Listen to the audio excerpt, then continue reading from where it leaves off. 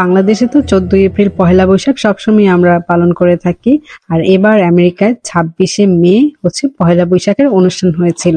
আসসালামু আলাইকুম, আশা করছি সবাই খুব ভালো আছেন। পহেলা বৈশাখের একটা প্রোগ্রাম আছে, তাই সকাল সকাল নাস্তা করে নিলাম। আর যেহেতু দুপুরবেলা প্রোগ্রামটা, তাই আমরা দুপুরের আগে যাওয়ার আগে সবাই লাঞ্চ করে তারপরে রওনা দিয়েছি। একটু লেট হয়ে গিয়েছে, তো গিয়ে ওদেরকে সাথে সাথে ড্রয়িং এ বসিয়ে দিয়েছি। একটা আর্ট কম্পিটিশন ছিল, হিমাদ্র দুইজনই হচ্ছে পার্টিসিপেট করেছিল।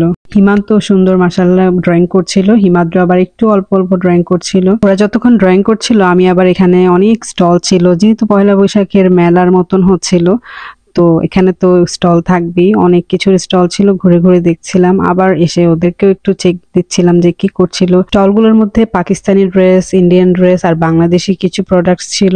ড্রয়িং টাইম শেষ হয়ে গিয়েছিল, তো ওরা হচ্ছে পেপার জমা দিয়ে এসেছে আর কালার বক্স গুলো ওদেরকে দিয়ে দিয়েছে, এর জন্য ওরা অনেক হ্যাপি ছিল।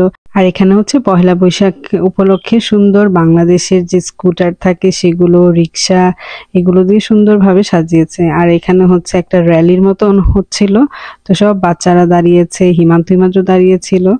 হিমাদ্র দুজনই বাংলাদেশে 2-3 বার পয়লা বৈশাখ দেখেছে, পালন করেছে, তাই ওরা একটু জানে, তাই ওরা একটু এক্সাইটেড ছিল। আর এই র্যালি হবে, আগে তো রাস্তায় র্যালি করেছিল একবার স্কুল থেকে, তো এবার হচ্ছে ভেতরে অডিটোরিয়ামের ভেতরেই ওরা একটা ছোট্ট র্যালি করেছিল। এরপর তো প্রোগ্রাম শুরু হয়ে গেল, সবাই মিলে পহেলা বৈশাখের গান গাইলো, আরো 2-3টা গান গাইলো। আর ওদের হাতে আমেরিকার পতাকা আর বাংলাদেশের ছোট ছোট সুন্দর পতাকা ছিল। প্রোগ্রামটি শুরু হওয়ার পরে এই প্রোগ্রামের হচ্ছে অনেক সুন্দর সুন্দর বাচ্চারা নাচ আর গান করেছিল, তো সেগুলো আমরা এনজয় করছিলাম।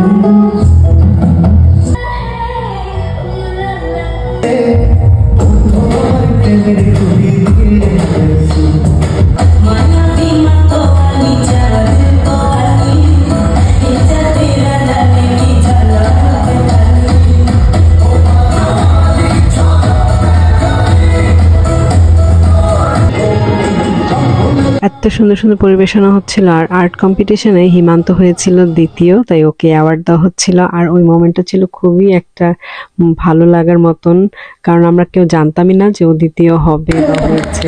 এই প্রোগ্রামে হচ্ছে আমার ননাসাপুর মেয়ে নাচ করেছিল, আর আমার ননাসাপু একটা হচ্ছে ডিবেটে পারফরমেন্স করেছিল বরিশালের ল্যাঙ্গুয়েজ দিয়ে, তো ভালোই লেগেছিল। ওটা একটা ফান একটা পরিবেশনা ছিল, ওটাতে কোনো ফার্স্ট সেকেন্ড থার্ড না, ওটা খুবই মজার একটা পার্ট ছিল অনুষ্ঠানের মধ্যে।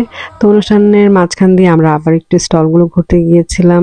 আর প্রোগ্রামের ফাঁকে ফাঁকে আমরা সবাই ডোনাট খেয়েছিলাম আর পিৎজা খেয়েছিলাম, আর সাথে তো এইসব অনেক মজার মজার খাবার ছিল, সব কিছু ট্রাই করা হয়নি। আর সেই দিনের ওয়েদারটাও অনেক বেশি ভালো ছিল, তো একটানা হচ্ছে প্রোগ্রামটা দেখিনি। একটু পরপর হিমান্ত ওরা বাইরে ছিল, তো ওদেরকেও দেখতে হচ্ছিল, স্টলগুলোতে ঘুরছিলাম, খাওয়া দাওয়া করছিলাম।